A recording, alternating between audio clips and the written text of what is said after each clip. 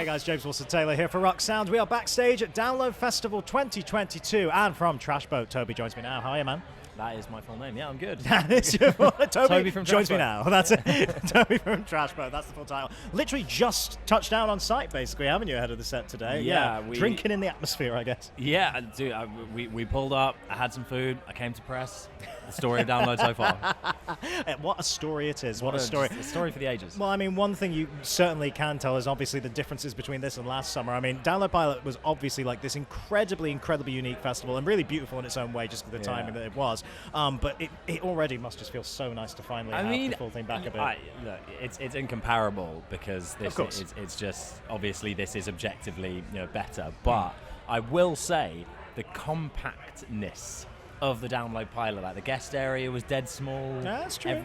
Everything was a short walk away.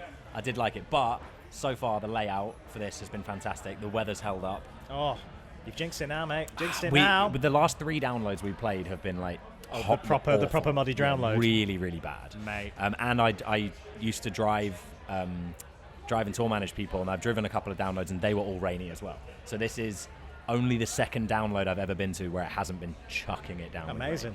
Hey, nice to finally have a little bit of sunshine out there. And of course, we should say, back on the live stage, now you've just kind of wrapped up the tour at last. And how's that experience kind of been for you? I feel like a lot of bands have said to me, took a minute, had to get warming up again. How was it for you guys actually get back on the stage? Duck to water for me, to be honest. I had a bit of a weird, I thought I'd got away with COVID in general, just like the not the virus itself, but just like the mindset surrounding it. Because I had good job, good friends, good this, good that. Hadn't actually managed to contract the virus until the headline tour that we just did. But I had like a really odd Christmas last Christmas where my mental health just went absolutely down the pan, and I had no idea why. And part of my anxiety was, am I ever going to be able to play shows again? Of course. Like, am I going to be able to step out on that stage without just like freaking out, which I'd never thought before. But then once I got out there, I realized how mental I was. Oh man, so nice. It's a very validating feeling, because obviously at the time my horrible brain was trying to convince me that I wasn't going to be able to do things and I wasn't going to be able to enjoy things anymore and blah blah blah. And then when I actually managed to get back out, obviously I was wrong. Yeah, it's so very wrong. So wrong in all of the ways, right there. It's got to be nice as well. I mean, you're in a position that so many bands have been in, of course, where you put the record out and then had to wait a minute before we can actually hear those songs live. That's always such an interesting moment, really, in a record cycle, isn't it? Because you're finally seeing, oh, this is the one that's making a move. This is the one that's getting us going. It was very much a COVID album. Right, sure. It was written, recorded, mixed, and released in lockdown. Yeah, like, amazing. Truly a lockdown album. But yeah, the really fun thing, I know loads of people aren't going to like this, but the fun thing as an artist is when the lead single or the biggest song from your most recent album is your biggest song. Because I'm proud of everything that we've done, but when you see bands that have been around for like 15 years and they end their set with the biggest single from their first album, like I didn't want that. I always want the most recent album that we've put out to be the biggest one. Yeah. And we've sort of managed that now. Like, that's great. He's So Good is now the big set ender, and it's good because we had no idea how any of these songs were going to be received with the way it was released, and obviously the slight left turn that we took in vibe wise.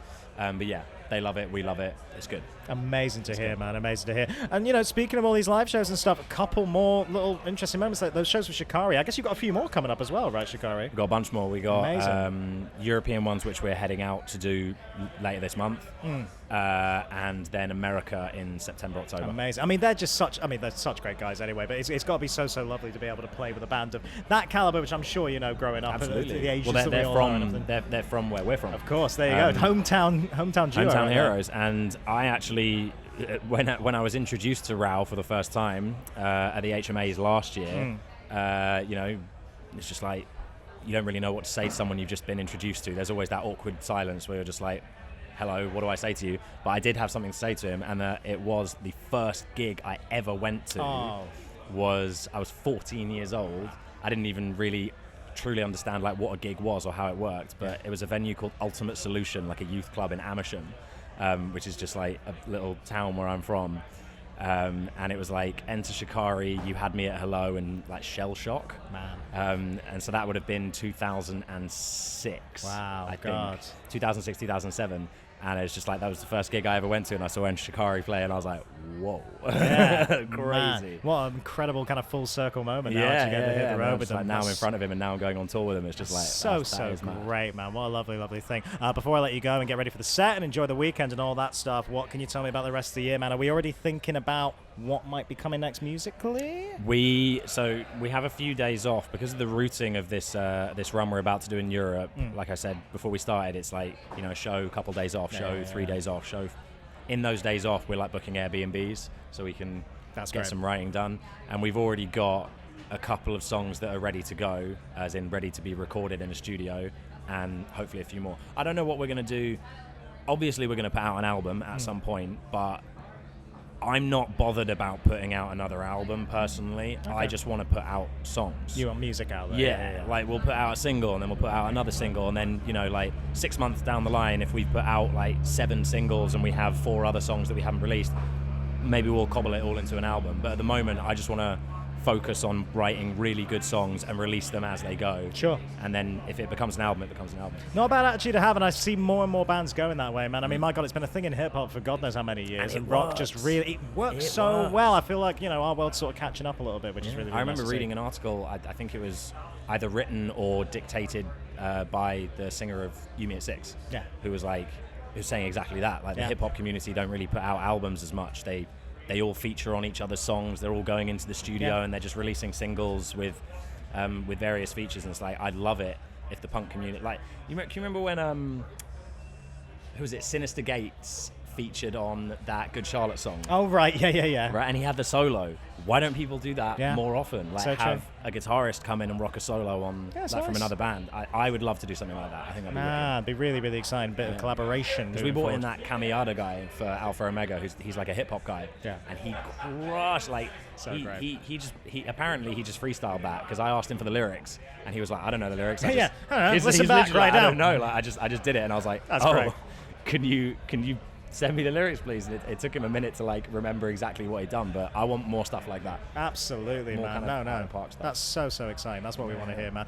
Enjoy this weekend, man. Enjoy the set. We will catch up with you soon, I'm sure. All right? Heck yeah. Good to see you, man. Totally.